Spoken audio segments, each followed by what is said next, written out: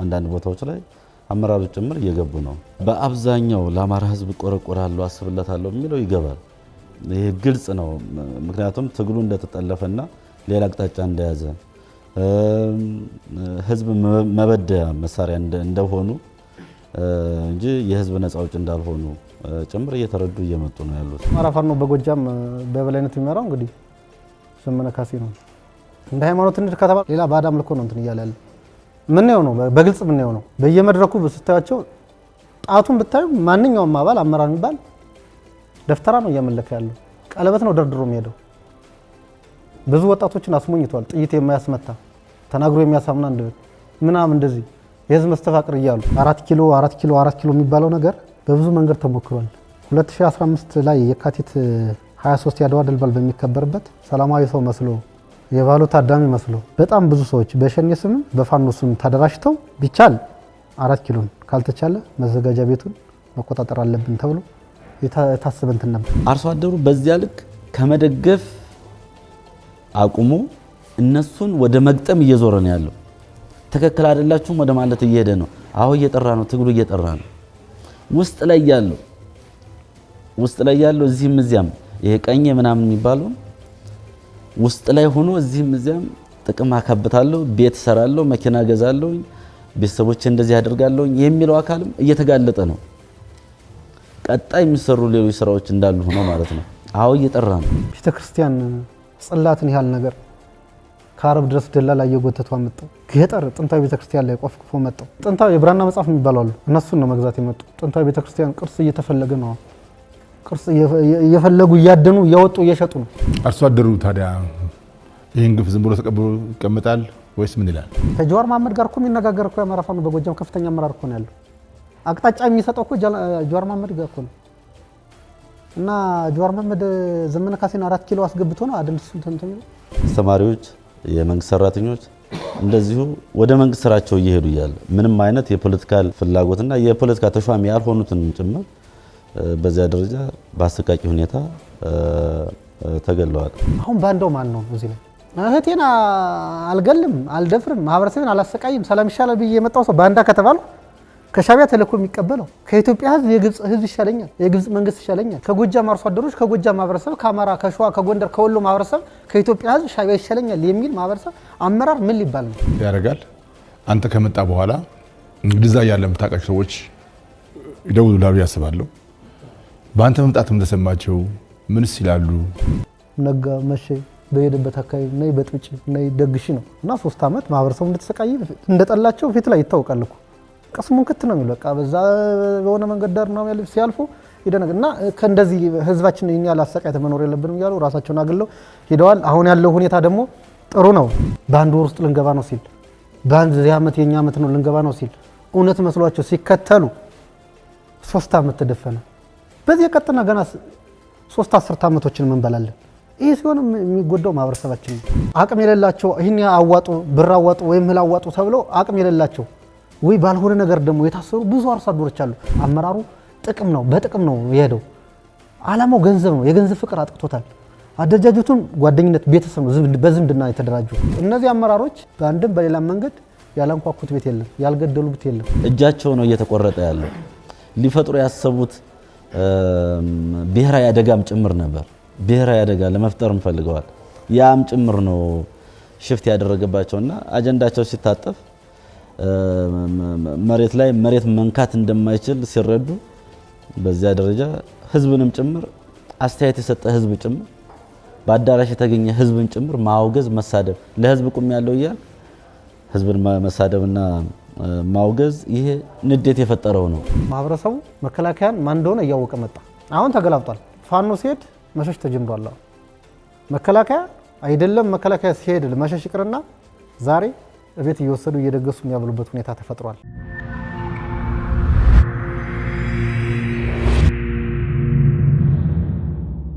የዛሬ እንግዶቼ 2 ናቸው። ካፒቴን ማስረሻ ሰጠኝና ወጣት ያረጋል አያና። እንኳን ደህና መጣችሁ። እንኳን ደህና ቆየ። ከመስረሻ ጋር እንኳን ሁለተኛ ጊዜ ነው ስንገናኝ። ያረጋል ነው የመጀመሪያ እንግዳችን። አንተ ራስህ የምታስተዋውቅ። አመሰግናለሁ። ስሜ ያረጋል አያና እባላለሁ። ተወልጄ ያደኩት በምዕራብ ጎጃም ዞን ቋሪት ወረዳ ነው። እንደሚታወቀው በአማራ ፋኖ በጎጃም 5ኛ ክፍለ ጦር በነበረው አደረጃጀት የመረጃ ክፍል ኃላፊ ሆኜ ወደ ጫካ ገብቼ ስታገል ቆይቻለሁ እና በነበርኩበት ሰዓት አስበን የገባን የትግል ዓላማና አሁን ያለው ትግል ለህዝባችን ያለውን ውጤት ስላዩት ስለማይጠቅም መንግስት ያቀርብልኝ የሰላም ጥሪ ተቀብዬ ከመጣሁ ያው 2018 አዲስ ዓመት ላይ እየገባን የመጣሁት። ከማስረሻ ጀምርና እንግዲህ ከተገናኘን ወደ አንድ ወር ሆነን ምንድነው ከዛ በኋላ ያለው ለውጥ ምን ተግባራት ተከናወኑ? እንግዲህ ወደዚህ ስንመጣ በአፍሪካ ህብረት እና ኢጋድ አደራዳሪነት ከአማራ ክልል መንግስት ጋር ስምምነት ፈርመን የመጣ ነው። ከመጣን በኋላ እንግዲህ ብዙ ለውጦች ነው የተደረጉ። ያኔም ከስምምነቱ በኋላ እንደተናገርኩት ትልቅ የሆነ የኃይል ሚዛን አዛብተናል የሚለውን ነገር ደጋግሜ ስናገር ነበር። እሱን ፕራክቲካሊ የነበሩ እጆች እየተሰበሰቡ የመጡበት የኃይል ማዛባት ስራው ከፍተኛ የሆነ ፕራክቲካሊ ለውጥ ያየንበት ነበር የነበረው። የአማራውን ኃይል የአማራን ህዝብ ፈረስ በማድረግ የራሳቸውን አጀንዳ ለማስፈጸም እዚህም እዚያም ሲረግጡ የነበሩ የውስጥም የውጭም እጆች እንዲሰበሰቡ አድርገንበታል። ትልቁ ስትራቴጂካል ግባችን ይሄ ነው። ይሄን አሳክተናል። በሁለተኛ ደረጃ በዚህ በጫካ ያለው በእኛ አደረጃጀት ስር ያለ በአፋባህም በአፋድ አደረጃጀት ውስጥም ያለው የፋኖ ኃይል በብዛት ወደ የሰላም ድርድሩን ተከትሎ ወደ ካምፕ ገብቷል። 3-4 ካምፖች ላይ አሁን በዚህ ሰዓት ስልጠናዎች እየተደረጉ ነው። ስልጠናዎች እየተሰጡ ነው።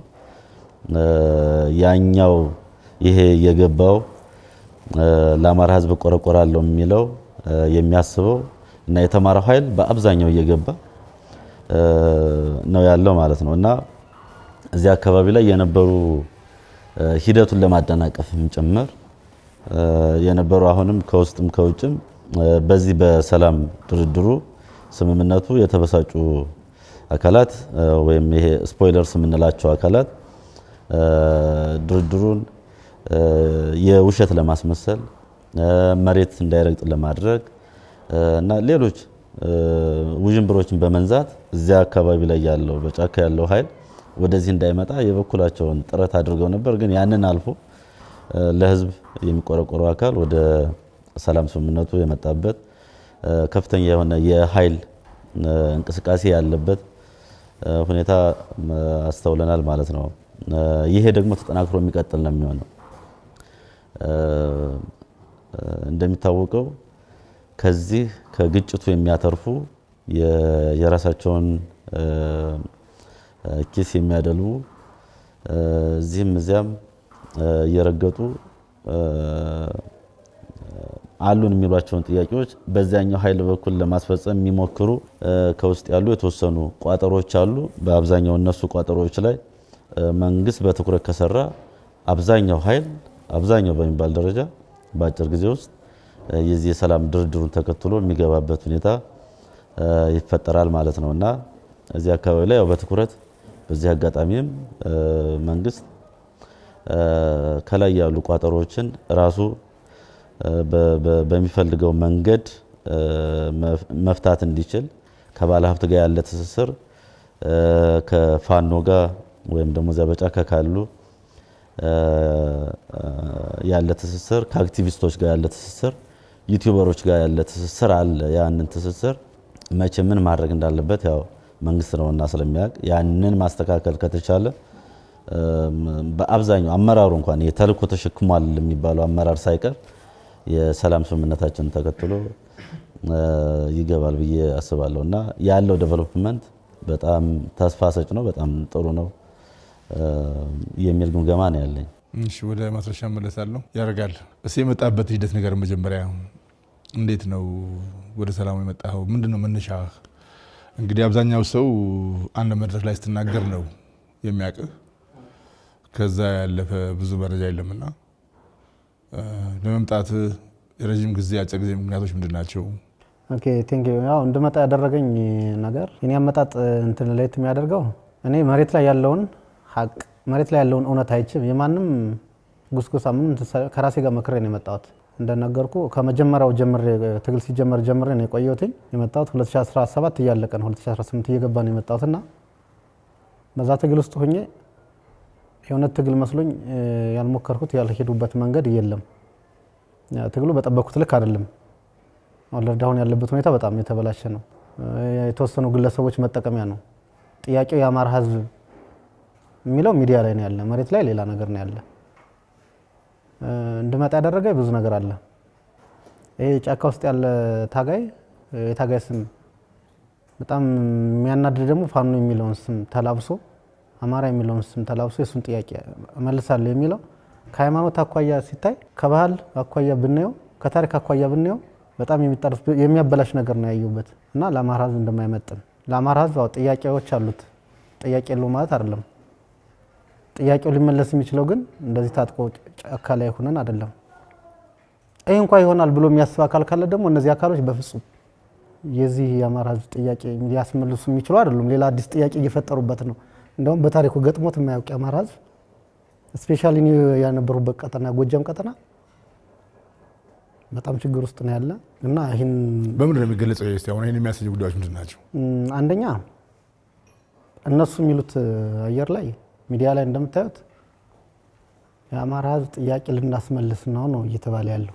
የአማራ ህዝብ ጥያቄ ልናስመልስ ነው ከተባለ አርሶ አደሩ አማራ ነው። ምንም የማያውቀውን ጥያቄ እየፈጠሩበት ነው። ለምሳሌ አርሶ አደር ቢታይ አንድ አርሶ አደር ገበያ በሬ አድልበው ሊሆን ይችላል ያዘመረውን እህል በ3-4 ኬሻ በበቅሎ ወይም በፈረስ በአህያ ጭኖ ወደ ገበያ የሚሄድ ከሆነ ቀረጥ እየተቀበሉት። በፊት ማዳበሪያ ብናይ ወረዳ ላይ ቀበሌ ላይ በማህበራት በአገልግሎት ይላክለታል። አሁን መንገድ ዘጋግተው በአብዛኛው ዞን ላይ ሄዶ ነው የሚቀበለው፣ ወረዳ ላይ ሄዶ ነው የሚቀበለው። ገንዘብ አሰባስበው በቀበሌው የተወሰኑ ሰዎች 4-5 ሰዎች ናቸው ገንዘቡን ይዘውት የሚሄዱ። እኔ እንደነበሩበት ቀጠና መንገድ ላይ የማዳበሪያ ብር የአርሶ አደሩ ብር ተበልቷል። ማን ነው ጥያቄ አስመልሳለሁ የሚለው? የአማራን ጥያቄ ላስመልስ ነው የሚለው አርሶ አደሩን በጣም እየዘረፈው ነው። ማህበረሰቡን በጣም ሸውዶታል። በሃይማኖት ስም ነው እንትግል ማህበረሰቡ እንዲተባበሩ ያደረገው ሲጀመር ግን አይደለም፣ ውሸት ነው። ሌላ እንትን ብናይ ማለት ነው። እኔ እንድናገረው ፈልጌ አይደለም። እኛ ይሄ ትግል የክርስቶስ ትግል ነው ይላሉ ሰው ሲያስሙኝ፣ በጣም ውሸት ነው። መሬት ላይ ያለው ሀቅ ግን ልናገረው ፈልጌ ሳይሆን ግን ማህበረሰቡ ማወቅ ስላለበት ደሞም ያውቀዋል። ግን መሬት ላይ ያለ ሀቅ ነው። ማህበረሰቡ ቢያንስ የመናገር እድል አልገጥሞ ብሎ ነው እንጂ ብዙ የሚናገረው ነገር አለ፣ ከሚናገረው በላይ ማለት ነው። ብዙ የተሰራ ነገር አለ ያልተነገረ እና እንግዲህ የአማራ ፋኖ በጎጃም በበላይነት የሚመራው እንግዲህ ዘመነ ካሴ ነው። እንደ ሃይማኖት እንድ ከተባለ እሱ የሚያስተምረው ነገር በጣም ስህተት ነው። ሌላ ባዕድ አምልኮ ነው እንትን እያለ ያለ ምንየው ነው፣ በግልጽ ምንየው ነው። በየመድረኩ ስታያቸው ጣቱን ብታዩ ማንኛውም አባል አመራር የሚባል ደፍተራ ነው እያመለከ ያለው፣ ቀለበት ነው ደርድሮ የሚሄደው። ብዙ ወጣቶችን አስሞኝቷል። ጥይት የማያስመታ ተናግሮ የሚያሳምና አንደበት ምናምን እንደዚህ የህዝብ መስተፋቅር እያሉ የክርስቶስ ትግል ነው ከተባለ ይሄ ነገር በምን አብሮ ይሄዳል? ባለፈው ለመናገር ሞክሬያለሁ። ብዙዎች ለምን እንደዚህ ትላለ? ከሃይማኖት አባቶች ጋር እንደዚህ አትበል። ቤተክርስቲያን በጣም ነው እየተዘረፈች ያለው። እያስተማሩት ያለ ባህሉን ረስቷል። አሁን ወጣቱ የአማራ ህዝብ ባህል እንደዚህ አልነበረም። ግን አሁን እነሱ የሚሉት አንድ ነገር አለ። አዲስ ትውልድ፣ አዲስ አስተሳሰብ፣ አዲስ ተስፋ። አዎ አዲስ ነገር ነው እየታየ ያለው። ወጣቱ አሁን ሳይሰሩ መብላት ለምዷል። ሰርቶ የመቀየር ባህሉ ትቷል። አሁን ተቧርኖ ይወጣል፣ መንገድ ላይ ይዘርፋል። ይህን ያስተማሩ ያለ ግን መሪው ነው። ማንም መሪውን ነው የሚመስለው። ከላይ ያሉ አመራሮች አንድ ከራሳቸው ወገን፣ ሁለት ከተላላኪነት ከላይ ከሻቢያም ከግብጽም የሚላክላቸው፣ ሶስት በኋላብ ታድኖ እየጠፋ ነው። እኔ ያጋጠመኝ አንዳሳ ጊዮርጊስ የሚባል አለ፣ ባህር ዳር ቅርብ ነው፣ ወደ ጢስ አባይ መስመር ነው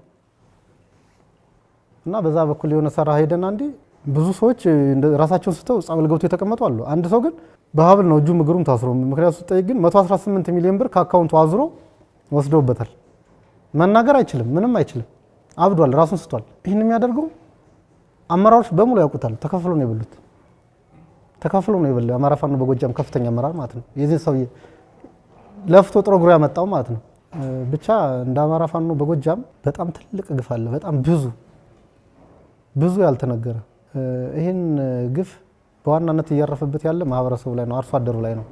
አርሶ አደሩ ታዲያ ይህን ግፍ ዝም ብሎ ተቀብሎ ይቀመጣል ወይስ ምን ይላል? ይኸው እንደኛ አካባቢ ያለ አርሶ አደር ማለት ነው። እንደኔ ቀጠና በነበርኩበት የነበረው አርሶ አደር መጀመሪያ ላይ ተሸውዷል፣ ሸውደውታል። በሃይማኖቱ የመጣ ነው፣ ውጣ ታገል፣ በገጀራም በዱላም ውጣ ታገል ነው የተባለው። እውነት መስሎት ወጣ። መከላከያ እንኳ በሆነ አካባቢ ሲገባ መከላከያ ባለበት አካባቢ አንድ ማህበረሰብ መገኘት የለበትም። ውሻውን ሳይቀር እያዘ ነው የሚሰደደው። ምክንያቱም ከመከላከያ ባለበት ቀጠና የተገኘ ማህበረሰብ ግለሰብ በወቅቱ 10 ሺህ 15 ሺህ እስከ 20 ሺህ ይቀጣል።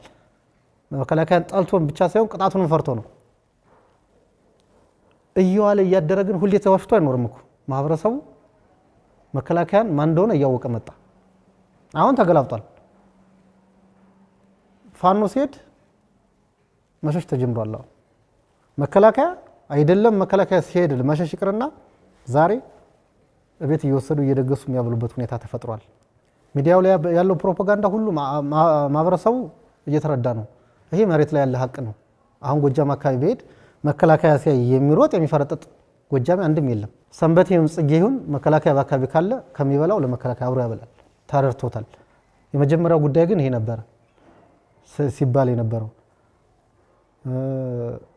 ሲቀጥል ማህበረሰቡ አሁንም እንትን ነው ደፍሮ የማይናገርበት ምክንያት አሁን መከላከያ የሆነ ቦታ ላይ ይቆያል ለወራትም የሆነ የቀበሌ ከተሞች ትራሽ ቀበሌዎች አሉ። ለወራትም ለሳምንትም ይሄዳል። ከማህበረሰቡ ጋር አርፍ ይቆያል። ግን ተመልሶ ያን ቀጠና ለራሱ ስራ ሲፈልግ ሲለቀው ተመልሰው ስለሚገቡ ቅጣት አለ፣ መገረፍ አለ፣ መታሰር አለ። ሲቃዩ ከባድ ነው። የሚያደርሱበት በትር ከባድ ነው። ያን ለመደረግ ዝም ይላል። አማራጩ ነው። አሁን በቀበሌ ስብሰባ ላይ እየተሰበሰበ ነው አርሶ አደሩ። ይበቃናል፣ ከ3 አመት ሆኖናል፣ እናንተን ቀለብን፣ ለእናንተ አዋጣነ፣ የመጣ ለውጥ የለም፣ ይብቃ፣ ከኛ ትከሻ ውረዱ፣ ሰርታችሁ ብሉ የሚል ጥያቄዎች እየተነሱ ነው በየቀበሌው ማለት ነው። ግን አያዳምጡ። አሁን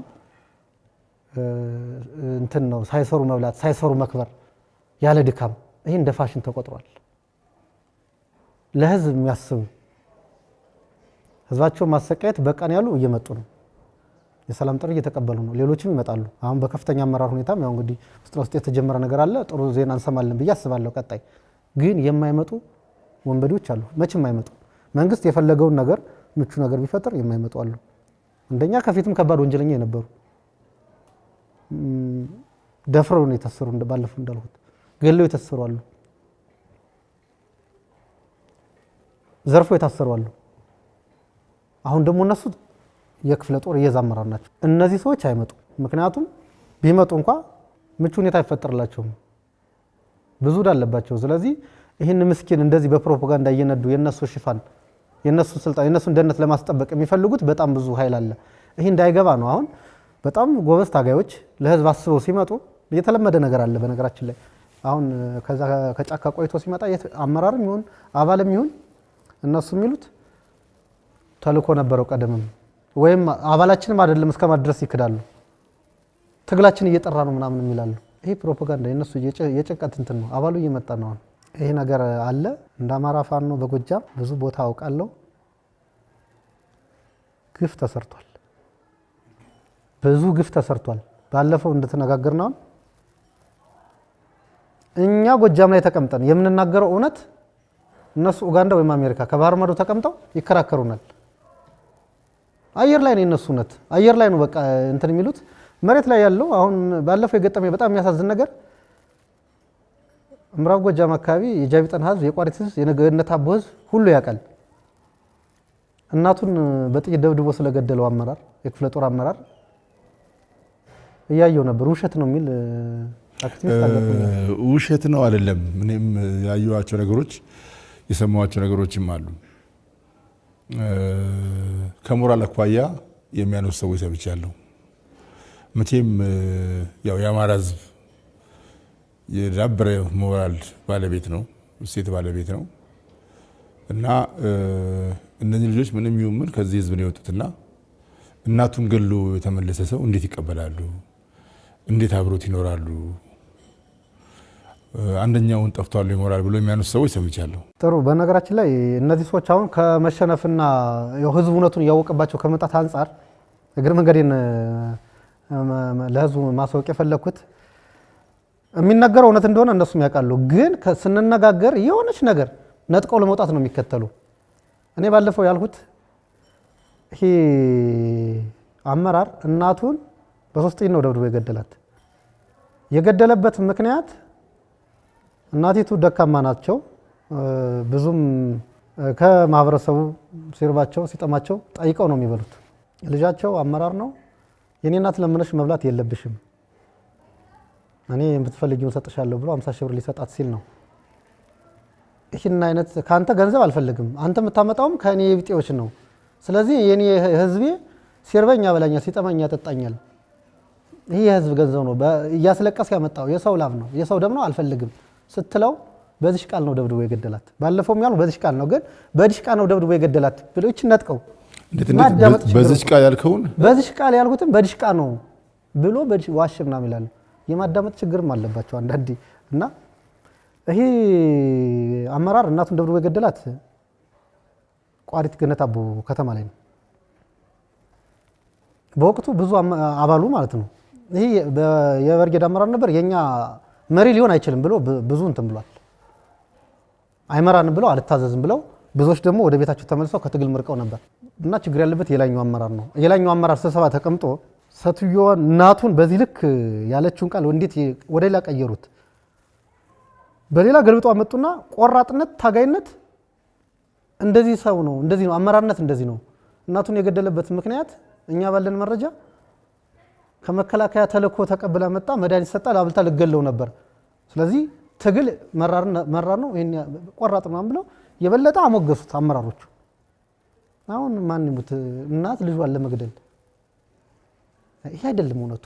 እውነት የምንነጋገረው እኔ ለምኜ ነው መበላ ከማህበረሰቤ ያንተን ገንዘብ አልፈልግም ዘርፈን ያመጣው ነው ያለች እናቲቱ። እንደዚህ ተብሎ አባሉ ሲነገር አባሉን ታጠፈና 2 በሬ ገዛ ታርዶ ተካሰ። አመራር ነው ቀጠለ። ዛሬ ክፍለ ጦር አመራር ነው። በወቅቱ የበርጌድ አመራር ነበር። ቻሌ ዘመን ይባላል እና እነሱ በባህሪያቸው የሚሰሩት ነገር ሁሉ ለነሱ ጽድቅ ነው። በሌላ በኩል የተሰራው ነገር ደግሞ ኩነኔ ነው። አሁን በቅርቡ የምናየው ነገር አለ። አሁን ሰው በቀላል ሰው ማስጎዳት የሚቻልበት ነው። እከሌ እንደዚህ ነው ንጹህ ሰው የመንግስት እንደዚህ ነው ምናምን ከተባለ ይታሰራል። ማስረጃ መጠየቅ ምናምን የለም ይረሸናል። እድለኛ ከሆነ በከፍተኛ ብር ተቀጦ ይወጣል። አሁን ሰሞኑን ነው እንደዚህ ወደ ደብረ ኤልያስ አካባቢ 3 ወጣት ሴቶቹ ተረሽነዋል። ምናልባት እነሱ ሚዲያ ላይ ወጡ። እንደዚህ አይነት ነገር እኮ በጣም ብዙ መረጃ ለመቀበል እኮ አትረው ሲገርፉ እኮ ብዙ ሙቷል እኮ ሴቶች ሙቷል እኮ ካሁን በፊት ወጣቶች ሙቷል። አረጋን አዛውንት ሳይቀር ሙቷል እኮ በዚህ ምክንያት። አሁን ትልቁ ነገር እነዚህ ሰዎች ናቸው አይደለም ማለት አይደለም፣ ግን እኔን ያጋጠመኝ ነገር ንጹህ ሰው ተጠርጥሮ የጽንፈኛ ይዞ መረጃ ሊቀበለው ከፈለገ ምንም የሌለበትን ነገር ያምናል። አጋጥሞናል። ካመነ ደግሞ ውጤቱ ሞት ነው። በከፍተኛ ሁኔታ ግርፍ ያለ የሆነ ጥያቄ እየተጠየቁ ነው የሚገረፉ እመኝ ነው የተወሰነ ከዱላ ለማረፍ ነኝ ይላል። ከዛ በኋላ የሚመጣው ሞት ነው። እኔ 2016 ክረምት አካባቢ የአማራ ፋኖ እዙ ምክትል ጦር አዛዥ ሻለቀን ያለ የሚያውቀው ነው እሱም ነበር ስብሰባ ላይ ሁሉ እሱ እንደምሳሌ እንደውም ይናገራል። እና የሆነ ሰው የብልጽግና መረጃ ነው ተባልና ተይዞ በጣም እየተገረፈ ይሄን አድርጋል አላደረኩም ዱላው ይቀጥላል። መጨረሻ ላይ ልጁ ለሆነ ደቂቃም ቢሆን ከዱላ ለማረፍ ነኝ አለ። ዱላው አረፈለት። ስብሰባ ተሰብስቦ አመራር እየወሰነ ነው ይረሸን ተባለ። ይሄ ልጅ ሊረሸን ሲል ግን ሌላ አካል መጣ ሌላውን ይዞት ማለት ነው። ያ ደግሞ ሳይገረፍ ገና ሲጠየቅ አዎ እኔ እንደዚህ ይሄን ሰርቻለሁ እኔ ነኝ አለ። ተመልሶ ያ ልጅ ግን ሊረሸን የነበረው ለምንድን ነው ያልሰራውን ሰራው ያልክ ሲባል ከናንተ ዱላ ለደቂቃም ቢሆን አርፌ መሞት ነው የፈለኩት ዱላው መሮኝ ነው አለ። በዚህ አይነት መንገድ ብዙዎች ያለ ስራቸው ያለ እንትን ያለ ጣታቸው ተሰውተዋል። እንደዚህ የሚያደርግ ነው ያለው። ለአማራ ህዝብ ነው የወጣው ይላል። እህቱን ይገላል፣ እናቱን ይገላል፣ ወንድሙን ገሏል፣ አባቱን ገሏል፣ የሃይማኖት አባትን ገሏል። ወደ ማስረሻ ልመለስና ማስረሻ ባለፈው ከተነጋገርን በኋላ ያን ውይይት በጣም ብዙ ሰዎች ውይይቱ ብቻ ሳይሆን እናንተንም አጠቃላይ ቀደም ብላችሁ ተናግረው ምሳሌ የሰላም አማራጭ መቀበላቸውን ያው ከፍ ባለ እፎይታ እና መልካም አድርጎ የተቀበለው በጣም ሰፊ ነው። የዚያንም ያህል ደግሞ አሉታዊ ነገሮች ይሰማሉ። እንግዲህ ሰላማዊ አማራጭ አንተም ደጋግመህ እንዳልከው የመጨረሻው አማራጭ ጦርነትም ቢሆን መቋጫው ሰላም ነው። ግን መሆን የለበትም ብለው ምርር ብለው እላፊ ጭምር ንግግሮች ይሰማለሁ። አንተ ማስተባበብ ያስባለሁ። እንዴት ነው የምንተረዳቸው? እኔ ምንድነው ያኔ ስናገረው የሚጠበቁ ሰዎች አሉ፣ መልስ ሊሰጡ ይችላሉ ብዬ የምጠብቃቸው ዛሬም ጭምር የምጠብቃቸው ሰዎች አሉ። እነዚያ ሰዎች የሚናገሩትን ብዙ ከቁም ነገር አልቆጥረውም። ምክንያቱም እነዚያ ሚሽነሪ ናቸው፣ ተልእኮ ያላቸው ግልጽ ዓላማም ያላቸው ናቸው። ስለዚህ እጃቸው ሲቆረጥ እዚህ አካባቢ ላይ ያሰቡትን የጥፋት ተልእኮ መቁረጥ ስንችል እነሱ እንደሚጮሁ ግልጽ ነው። ለምን ጮሁ ብዬም እንትን አለለም። በሌላ በኩል ግን ሰው ከዚህ ከስሜት ተጓዥነት፣ ከፌስቡክ ወሬነት፣ ከዩቲዩብ ጫጫታነት ወጥቶ ክሪቲካል ቲንከር ወደ መሆንና ሲያወግዙ የነበሩ ይሄ በወሬ ምናምን ላይ እውቀታቸውን አንጠልጥለው የነበሩ ሰዎች እንደዚህም አለ እንዴ ብለው ክሪቲካሊ ነገሩን ለማየት የሄዱበትን ርቀት አይቻለሁኝ። ሞር የገዛኝ እነሱ ነው እና የህብረተሰቡ አስተያየት ህብረተሰቡ አሁን ወንድሜ እንደጠቀሰው ነው። ሚዲያ ላይ ያልወጣ ካልሆነ በስተቀር ያልተሰራ ወንጀል የለም። ኢንተርናሽናል ክራይምም ጭምር ተፈጥሯል። እንግዲህ የዓለም አቀፍ ሕግ ኢትዮጵያ ከሁለተኛው ዓለም ጦርነት በኋላ ፈርማለች። ያንን በጣሰ መንገድም ወንጀሎች ተፈጽመዋል። ድንበር ተሻጋሪ የሚባለው ይሄ በማንኛውም ጊዜ ልትጠየቅባቸው የምችለው በቅርቡ እንኳን ደብረ ኤልያስ አካባቢ ላይ ሴቶችን ከምንም ነገር ጋር የማይገናኙ ሻይ ሽጠው ቡና ሽጠው የሚያሩ ሴቶችን አንተ ታገለዋለሁ ከምትለው አካል ጋር እየፈረድክ ሌቭል እያረክ በዚያ ደረጃ በአሰቃቂ ሁኔታ መግደል ዓለም አቀፍ ሕግ የጣሰ ነው። ሌላው አስተማሪዎች፣ የመንግስት ሰራተኞች እንደዚሁ ወደ መንግስት ስራቸው እየሄዱ እያለ ምንም አይነት የፖለቲካል ፍላጎትና የፖለቲካ ተሿሚ ያልሆኑትን ጭምር በዚያ ደረጃ በአሰቃቂ ሁኔታ ተገለዋል። ሁለተኛ ጄኖሳይድም ተፈጽሟል። ጄኖሳይድ አንድ ቤተሰብ ውስጥ 4 ሰው ካለ 4ቱም ከሞቱ ጄኖሳይድ ነው። የግድ የሆነ ከተማ መጥፋት የለበትም፣ የሆነ ሀገር መጥፋት የለበትም። የጄኖሳይድ ትርጉሙ በእኔ አረዳድ እንደዚያ ነውና በዚያ ደረጃ በግድ የለሽነት ወደ ከተማ ሞርተር እየተወረወረ በዚያ ደረጃ ወንጀሎች ተፈጽመዋልና ይሄ ከአቅም በላይ ህብረተሰቡን አማሮታል። ዝርፊያው፣ በየቀኑ የሚያዋጣው መዋጮ፣ ልጆቹ ከትምህርት ቤት መታገታቸው፣ ከገበያ መቅረቱ፣ ከአንዳንድ የማህበራዊ ህይወት መታገዱ ብቻ ሳይሆን እነዚህ ወንጀሎችም ጭምር ህብረተሰቡን ተች ያደረጉ ስለሆኑ ህብረተሰቡ ምንድነው የሚሰጠው ፊድባክ የሚለውን ነው እኔ ለማየት የሞከርኩኝና በባለፈው በነበረው ሂደት እና እስካሁን ድረስ ከህብረተሰቡ ያገኘነው ፊድባክ በጣም ጥሩ ነው። ለዚያም ነው ራሱ ልጅ ላይ ያጎቱ ልጅ ላይ የወንድሙ ልጅ ላይ ምናምን እየደዋወለ አሁን በአብዛኛው ፋኖ ወደ የሰላም ድርድሩን ተከትሎ ወደ ካምፕ እየገባ ያለው። እንግዲህ እዚህ አካባቢ ላይ ከውስጥም ከውጭም የተቀናጀ የሚመስል ኔትወርክ ደግሞ አለ። የተቀናጀ የሚመስል አንድ የኡጋንዳ የተቀመጠ በይፈርት ገንዘብ የሚንቀሳቀስ ሰው ከሚጽፈው ጽሁፍ ጀርባ ያ ሐሳብ የማን ሐሳብ ነው የሚለውንም ክሪቲካሊ ለማየትም እንሞክራለን። ቢኮዝ ፖለቲካውን በዚያ ደረጃ መረዳትና ማንበብም ስለምንችል ማለት ነው። እና የነዚህ ሰዎች ጩኸት ሳይሆን ሞር የማህበረሰቡ ፍላጎት የፋኖ ፍላጎት ምንድነው የሚለውን ለማየት ነው የሞከርንበትና ጩኸቱ ብዙ ውጤትም አላመጣ። ወዲያው ነው የከሰመ። የአንድ ቀን የሁለት ቀን ወዲያው ነው የከሰመ። ውጤቱ ግን የሰራነው ስራ ውጤቱ ግን በተግባር እስካሁን ድረስ አለ። ይህም የሚቀጥል ነው የሚሆነው እስከ አመራሮች ድረስ ቅድም በተናገሩት አግባብ የሰላም ስምምነቱን ተከትለው ይመጣሉ።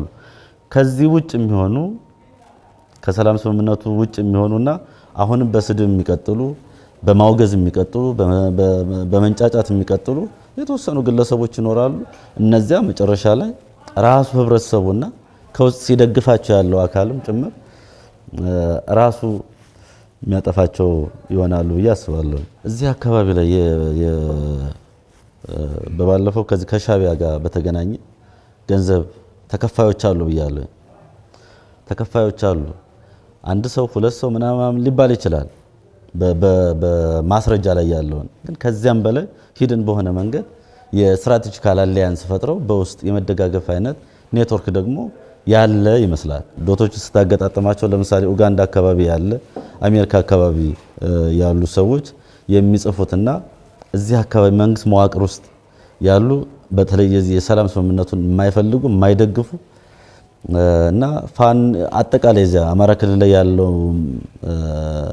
ጸጥታ ቢረጋጋ እዚህ አካባቢ ላይ ያላቸውን ተሰሚነት ወይ አይነኪ ራሳቸውን አይነኪ አድርገው ቆጥረው በዚያ ደረጃ የሚሄዱበት ነገር ያለ ነው የሚመስለው። ስለዚህ ይህ ኔትወርክ ቋጠሮ የተወሰኑ ሰዎች ላይ ነው የሚሆነው። በማስረጃ ላይ ተመርኩዞ በመረጃ ላይ ተመርኩዞና ባላቸው ተሳትፎ ልክ እነዚህ ሰዎችን ማስተካከል ከተቻለ ኔትወርኩ ሙሉ ለሙሉ ይቋረጣል። ቢኮዝ ግፊቱ ከውስጥ ነው። እንግዲህ የራሱን ኔትወርክ ማስጠበቅ የራሱን ወንበር ማስጠበቅና ሌላ አዳዲስ ፍላጎቶች ዴቨሎፕ ሊያደርግ ይችላል። ይሄ ማንኛውም እዚህ አካባቢ ላይ ያለ ተሿሚ ሊፈልግ ይችል ይሆናል። ግን አሁን ባለው ነባራዊ ሁኔታ እሱ ይቻላል የሚለውንም ግን ከግምት ውስጥ አላስገባም እና ይሄ ጫጫታውም ጭምር አለመረጋጋቱ እንዲቀጥል የሚፈልገውም ጭምር ከዚህ ኔትወርክ ጋር አላይን ያደረገ ስትራቴጂካልና ታክቲካል አጋር እየፈጠሩ የህወሓትም ለምሳሌ ኦሮሚያ ክልል ላይ በሃይማኖት ሰበብ የሆነ ቄስ ከተገደለ ወይ የሆነ ሼክ ከተገደለ እዚህ አካባቢ ላይ ኔትወርኩን የሰራው ዋና ማዘዣው መቀሌ ቢሆን ለምሳሌ አድራጊዎቹ ግን እዚህ ያሉ ናቸው። መንግስት መዋቅር ውስጥ ያለው ነው የሚሆነው። በአብዛኛው ኦሮሚያ ክልል ላይ ከውስጥ ያለውን ማስተካከል ሲቻል ይህንን ቋጠሮ መፍታት ሲጀመር አሁን ሸኔ የደረሰበትን ምናስተውሰው ነው። በቁጥር የሚቆጠር ይህን ያክል ሰው እዚህ ዞን ላይ ይንቀሳቀሳል፣ ይህን ያክል ሸኔ ያለ ተብሎ በቁጥር ዲተርማይን እስከማድረግ ድረስ የሚደርስ እንትን የተሰራው ይህን ትሬንድ አማራ ክልል መውሰድ ያስፈልጋል ብዬ አስባለሁ። ያ ካልሆነ ግን አለመረጋጋቱን ለማስቀጠልና የህዝቡን ብሶትና ልቅሶ እንትን ለማድረግ የሚፈልግ የሚተባበር ነገር ያለ ይመስላልና ይህንን በደንብ እንትን ማለት መስራት ከተቻለ መስተካከል ብዬ አስባለሁ። ኔትወርኩም ይፈታል። ያረጋለው ስትመለስ የነበረው ሁኔታ አስታጫውተን ምን አጋጠመ? በተለይ መጨረሻ ላይ የነበሩት ቀናት ምን ይመስሉ ነበር? ስመለስ እዛ ውስጥ ያለውም አንዳንድ መረጃዎችን ከውስጥ ከመንግስት ተቋም ውስጥ ያሉትን ደስ ማይሉ ስራ ስለማቅ ጥሩ ነገር ይገጥመኛል ብዬን የማላሰቡ ስመጣ ግን ቢያንስ ይህን ህዝብ ከማሰቃየት ራሴ ማግለል አለብኝ ሲሆን ምቹ ሁኔታ ተፈጥሮ ህዝብ ክሳለሁ ብዬ ነው አምኜ የመጣሁትና እንዳልኩ የመጣሁት የነበሩበት ቀጠና ትቻ በሌላ ቀጠና ነው የወጣሁት። ሌሎች ትስስር ከሌለ ጋር ማለት ነው። እኔ የነበረኝ ምዕራብ ጎጃም ውስጥ ነው ትልቁ እንትኔ ማለት ነው። አመራሩም ከመንግስት ውስጥ ያለውን ከተማ የሚኖረው ነው ሰርጎ ገቡ ምናምን ተምንለው በዛ በኩል ነውና እውነት ለመናገር አመራሩን አላምነውም። እዛ ውስጥ ያለውን አላምነውም ስል ስም ለማጥፋት አይደለም። ጥሩ ቦታ ላይ ያሉ ሰዎች እኛ ጫካ ገብተን እነሱን ደግሞ ቀኝ ውስጥ አርበኛ ብለን ያደራጀናቸው በመረጃ ምንለዋወጥ የዞን አመራሮች ወረዳ አመራሮች ያሉበት ዞን ነው እና አንድ ቋሪት ወረዳ ላይ አንድ የብልጽግና ፓርቲ ጽህፈት ቤት አለ ቅርንጫፍ ማለት ነው። ከሱ ጋር ያለውን ነገር አወራን። በሰሜን ጎጃም በኩል ነው የርኳ 59ኛ ክፍለ ጦር አዛዥ ነው የተቀበለኝ። እዛ እንደደረሱም ተፈትኛለሁ። ወዳውኑ ላይ ነተፈሪ ምናምን የዘመራሮች ለተልኮ ነው የላክ ነው ምናምን ብለው እንትና አሰማሩና በእነሱ በቀኝ በኩል ተይዤ ታስሬ ነበር። ከዛ በኋላ ነው ጀነራሎች ምናምን ተነጋግረው ወደ ባህር ዳር ወሰዱኝ። አሪፍ ነው የነበረው አቀባበል በጣም ቆንጆ ነው። በጣም የሚገርመው ባህር ዳር እያለው ግን ሚዲያ ላይ ምናምን ሲያዩኝ ቀኝ ውስጥ አርበኛ የሚባለው ሳይደነግጡ አልቀሩም እና የኛ ቀጠና ልጅ ነው ይምጣ ወደኛ ለስራ ያግዘናል ተብሎ ምዕራብ ጎጃም ነው የተላኩት። ሳር ተነጋግረናል። አይ ጥሩ ሁኔታ እንደማይፈጠር አውቃለሁ፣ ግን መስራት ካለብኝ ጥሩ የሆነ ቦታ ተቀምጬ መስራት አለብኝ፣ ለደህንነቴ ስጋት አለ ምናምን ብዬ ነው ሄድኩ። ችግር የለውም አሉ። ሄድኩ። እንደሄድኩ በጣም ብዙ ነገር ነበር ፍኖተ ሰላም ከተማ ውስጥ። እኔ የሄድኩ ቀን የዚያን ቀን ምሽቱን 8 ሰው ጓዙን እየጫነ ነው የወጣው። ውጡ ተብሎ ወደ ጫካዱ ተቀላቅለዋል። መረጃ ማን ተናገረ? ማን እንደመጣው ተናገረ? ማን? እኔ እነዚህ ሰዎች እንዲታሰሩ እንዲቀጡ እንዲቆረጡ ነው አይደለም ፈልገው፣ ግን ቢያንስ እኔ መጥቻለሁ የነበረውን ሁኔታ አስረድቼ እነሱ ወደ እንትናቸው እንዲመለሱ ነው። ስራ እንስራ ስል ፈቃደኛ አመራር አልነበረም። ትንሽ አስቸጋሪ ነገር ነበርና አይ ካልሰራው ሸኙኝ፣ ኮምፓይስ ነው ሸኙኝ ወይ እንስራ የመጣሁበት ዓላማ ለመስራት ይመስለኛል ምናምን ብዬ መጠየቅን አልተኩም። በጣም ከሚያሳዝነው ግን የምዕራብ ጎጃም የዞን አስተዳደር በር ላይ ያለው በባጃጅ መጡ። አረንዛው ዳሞት ላይ የነበሩ ማለት ነው። እኔም አውቃቸው አባሎች መጡ እኔን ይዘው ለመድ ማለት ነው። የት ነው የመጡት? የዞን በሩ ላይ ነው የመጡት። ምን አይነት ድፍረት ቢኖር ነው? ምን አይነት ከጀርባ የሆነ የሚመኩበት ምን ቢኖር ነው የመጡ ብዬ ገረመኝና እኔ ሮጥኩ። እዛ ድረስ እዛ ከመጡ እኔን የሚያስጥል አካል እንደሌለ አስቤ ነው የሮጡትና ኮር ነው የሮጡት። በወቅቱ እዛ የነበረው ኮር ጠርንፏል፣ ወደ ሌላ ቦታ እየሄደ ነው። መስራትም አልቻልኩም። ከዛም አልፎ እኔን አፍኖ ለመውጣት መጣዋል። ይዛችሁኝ ይውጡ ነው ያሉ። አንደኛ ወደዛ ስገባ መከላከያ እውቅና አልነበረውም። የሲቪሉ አመራር መሰለኝ ዝም ብሎ በራሱ ከምስራቅ እዝ አመራሮች ጋር እንትን ብሎ የምስራቅ እዝ አመራሮች ደግሞ የእውነት እንዳገዛቸው ፈልገው ነው የላኩኝ። ሌላ ኮር መጣ። እኛ እየወጣን ነው ከሚመጣው ኮር ጋር ግን እውነት አሪፍ ስራ ትሰራለህ አሉ። 302ኛ ኮር ነው አሁን በቦታው የሚገኘው። ጀነራል መላኩ የሚመራው ኮር ነው። ጀነራል መላኩ መጣ። ከሱ ጋር ኮሚኒኬት አደረግና በጣም አሪፍ ሰው ነው። ተነጋገርና መረጃን በማስረጃ ካገኘ ስራ ይሰራል። የውስጡንም የውጭንም አሁን ባሪፍ እየሰራ ነው። በተለይ ቀኝ የውስጥ አርበኛ የሚባለው ትኩረት አድርጎ እየሰራ ነው። መያዝ ሲሞክር እንኳን ማህበረሰቡ ጋር ህዝቡን ሰብስቧል። ወንጀለኞችን ህዝቡ ፊት አቁሞ ችግራችሁ ምንድነው ሲባል ህዝቡ በጣም ነው ያለቀሰው። እውነት ለመናገር በቃ እንባ በእንባ ነው። እንደዚህ ሆነናል፣ ሳናጠፋ ታስረናል፣ ሳንፈልግ ጫካ ልጆቻችን ተገፍተው ሄደዋል፣ ከአቅም በላይ ገንዘብ ተቀብለውናል፣ ጥፋታችን ግን አናቅም። እንደዚህ ከሆነ ችግራችን ይሄ ነው ብለው ችግር ያለባቸውን አመራሮች መናገር ጀመሩ። ህዝብ ማለት ነው ፊታቸው ላይ። በጣም የሚገርመው እንደዛ ዞን ቀኝ ውስጥ አርበኛ ትልቅ ስራ ነው እየሰራ ያለው። ወደ ሌላው ስመጣ የኔ አቀባበል በዚህ ልክ ነው፣ ግን ቀኝ ውስጥ አርበኛ በጣም ፈታኝ ነው።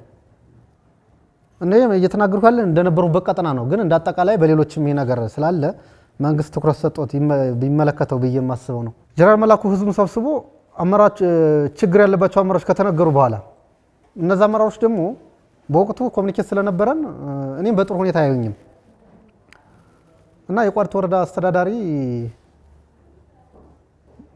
በፍኖተ ሰላም በመጣበት ወቅት ከቋሪት የመጡ ወደው ጎበችን ወደ ቦታው ይዛቸው ተብሏል። እኔ በቋሪት አይደለም የገባሁት በሰሜን ጎጃም ባህር ዳር ነው። ትውልዴ ነው ቋሪት። ምናልባት የብልጽግና ፓርቲው የቅርንጫፍ የወረዳው ግን ተነጋግረናል እና ወደዚህ ሲለኝ ለደህንነት ስለሰጋው በዛኛው እጃለሁ አገናኝቶኛል ከሰው ጋር በጣም ጎበዝ ልጅ ስለሆነ ስለማምነው ማለት ነው።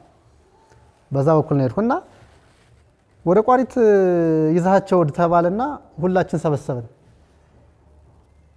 እኔ ለስራ እንፈልጋለን፣ ለህዝብ ግንኙነት ምናምን ስራ አለ እንፈልጋለን፣ ህዝብን አንተ ጋውን የምንሰራው ስራ አለ ታስፈልገናለህ ሲለኝ ከመልካም እይታይቸው እሺ ብዬ ማታ ጀነራል መላኩ ደውዬ እየሄድኩ ነው ቸው ምናምን ስለው ለምንድነው የምትሄደው? አርፈህ ተቀመጥ አንተና እኛ እዚህ ስራ እየሰራን ነው መሄድ የለብህም ሲል ለወረዳውም ሲደውለት ቅር ተባልኩ።